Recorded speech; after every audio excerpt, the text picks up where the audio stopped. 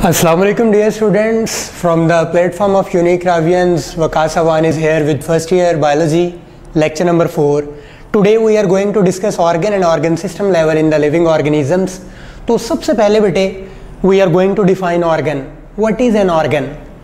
इससे पहले आप टिश्यू लेवल पढ़ चुके हैं. Different tissues having related functions assemble together in a structure.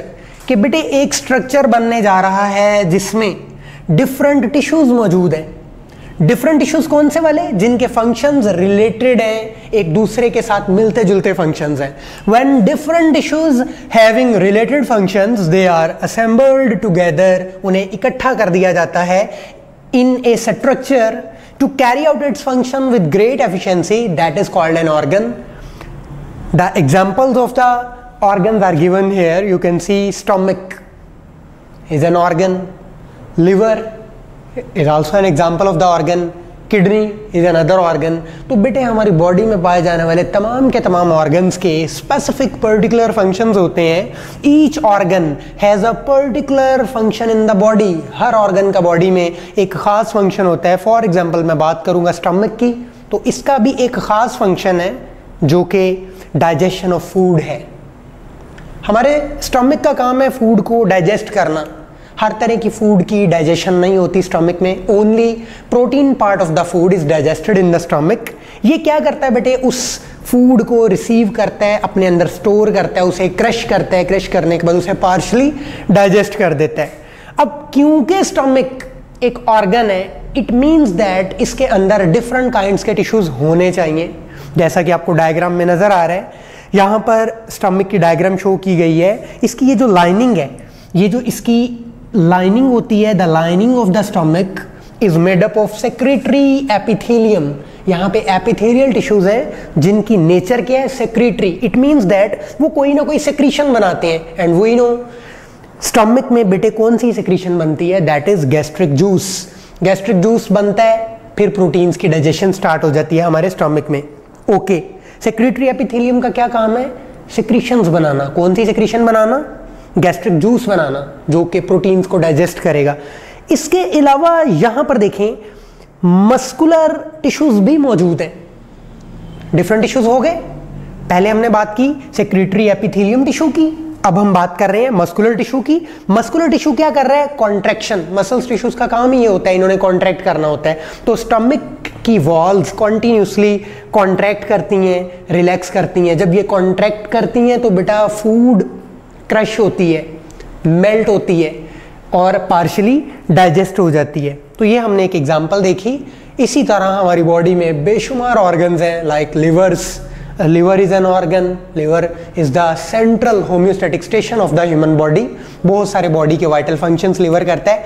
फिर इसी तरह हमारे जो लंग्स हैं, lungs they are responsible for the oxygenation of air. Air की ऑक्सीजनेशन के लिए, ब्लड की ऑक्सीजनेशन के लिए, sorry. Organ formation in animal is for more complex. Animals के अंदर ऑर्गन फॉर्मेशन ज़्यादा कॉम्प्लेक्स होती है एज कंपेयर्ड टू प्लांट्स. यानी अगर हम प्लांट्स के अंदर बात करें तो प्लांट्स के अंदर सिंपली हम उनको चंद फ्यू ऑर्गन्स के अंदर डिस्टिंग्विश कर सकते हैं. मींस प्लांट के अंदर रूट्स हैं, प्लांट के अंदर स्टेम है, प्लांट के अंदर लीव्स हैं, प्लांट के अंदर रिप्रोडक्टिव स्ट्रक्चर्स यानी फ्लावर है. ये चंद गिने चुने ऑर्गन्स हैं, रूट, स्टेम, लीव्स, फ्लावर्स. लेकिन अगर हम बात करते हैं एनिमल्स की, तो बेटा एनिमल्स में there are too many organs, और फिर वो बहुत सारे ऑर्गन्स मिलकर क्या बना देते हैं? ऑर्गन सिस्टम बना देते हैं. So what is an organ system? Many organs.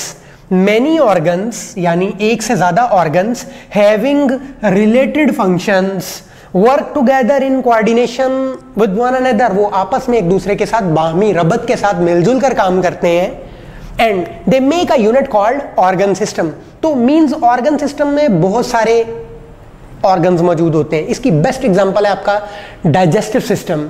Our digestive system includes too many organs. They are included oral cavity, oesophagus, stomach, small intestine, large intestine, liver, pancreas. These are all different kinds of organs which are present in a single organ system, and that is digestive system in the body of the living organisms. इसी तरह अभी मैं आपसे बात कर रहा था कि बेटे एक प्लांट के अंदर फ्यू ऑर्गन्स हैं लाइक रूट, स्टेम, लीव्स और रिप्रोडक्टिव स्ट्रक्चर्स, जबकि एनिमल में बहुत सारे बेशुमार ऑर्गन्स आपको मिलेंगे। अब जो प्लांट्स में ये फ्यू ऑर्गन्स गिवन है, इनके क्या क्या फंक्शंस हैं ये आपको पता होना चाहिए। जैसे कि आपको मालूम है रूट के बेटे 3 काम है। Number 1 anchoring of the plant, इसने प्लांट को एंकर करना है, मट्टी के अंदर गाड़े रखना है मजबूती से। Second storage of food, food बनती लीव्स में है लेकिन वो आकर स्टोर होती है हमारी रूट्स के अंदर। थर्ड इसका फंक्शन क्या है, रूट्स ने मिनरल्स को, वाटर को अपटेक करना है सॉइल में से और aerial parts of the plants यानी पत्तों तक पहुंचाना है। बॉडी के तमाम प्लांट बॉडी के तमाम पार्ट्स तक इसने पानी को और उसमें डिजॉल्व मिनरल्स को लेके जाना होता है। देन अगर हम बात करें फ्लावर्स की, तो flowers they are the reproductive structures. Shoot क्या करती है, शूट पूरी प्लांट बॉडी को, एंटायर प्लांट बॉडी को सपोर्ट प्रोवाइड करती है। और लीव्स क्या करते हैं, in leaves food is manufactured by the process of photosynthesis, photosynthesis होती है और खुराक बनती है। और फ्लावर्स के they are the reproductive structures which are responsible for bringing next generation. जी students, organ and system level से नेक्स्ट जो लेवल ऑफ बायोलॉजिकल ऑर्गेनाइजेशन है that is individual level, whole organism यानी जिसमें पूरा ऑर्गेनिज्म बन जाता है। तो कैसे बनता है पूरा ऑर्गेनिज्म, लाइक मैं अगर अपनी बात करूं तो मुझ में क्या है, हमारे अंदर बेटे बहुत सारे ऑर्गन्स और ऑर्गन सिस्टम्स मौजूद हैं। Different organs and organ systems when assembled together they make an individual. Various organs in plants, plants में मैं ऑर्गन सिस्टम की बात नहीं करूंगा क्योंकि प्लांट्स में तो हैं ही चंद ऑर्गन्स जिन्होंने पूरा प्लांट बना देना है। लेकिन अगर मैं बात करूंगा एनिमल्स की तो वहां पर क्या है, various organ systems in animals. तो प्लांट्स में वेरियस ऑर्गन्स और एनिमल्स में various organ systems, when they combine together they make an individual. अब हर इंडिविजुअल की एक सर्टेन इंडिविजुअलिटी होती है, उसकी एक अपनी पहचान होती है, अपनी कैरेक्टरिस्टिक्स के पॉइंट ऑफ व्यू से, अपनी खसूसियात के पॉइंट ऑफ व्यू से।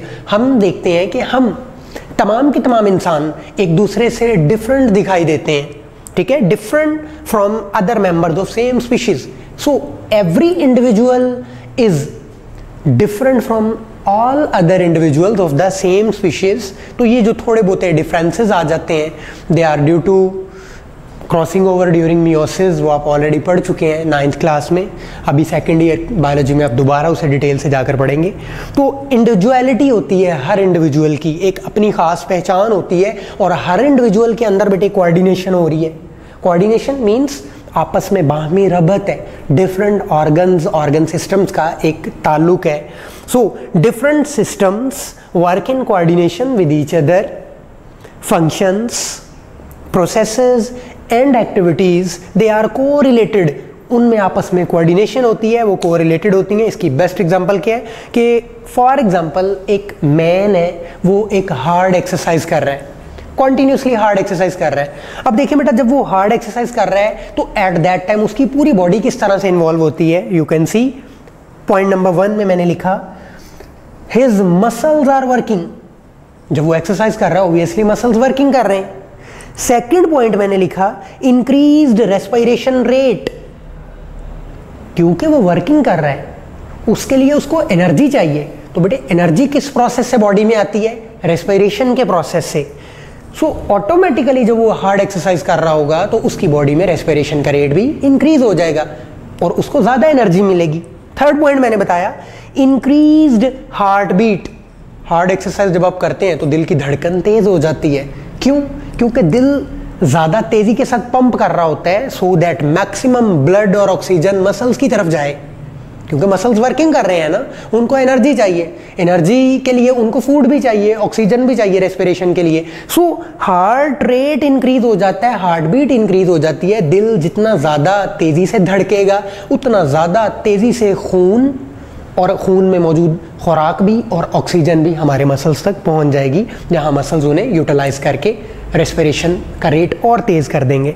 चौथी बात, increased supply of oxygen and food to the muscles. ये हम ऑलरेडी डिस्कस कर चुके हैं कि जब दिल की धड़कन तेज होगी तो ऑटोमेटिकली मसल्स की जानिब खुराक और ऑक्सीजन की सप्लाई भी ज़्यादा हो जाएगी। तो बेटे काम तो एक और है, हार्ड एक्सरसाइज, उसके साथ ये सारे के सारे देखें हमारी बॉडी के प्रोसेसेस, सिस्टम्स, फंक्शंस इन्वॉल्व हो गए, कोरिलेटेड है, एक दूसरे के साथ बाहमी रब्बत के साथ मिलजुल कर काम कर रहे हैं।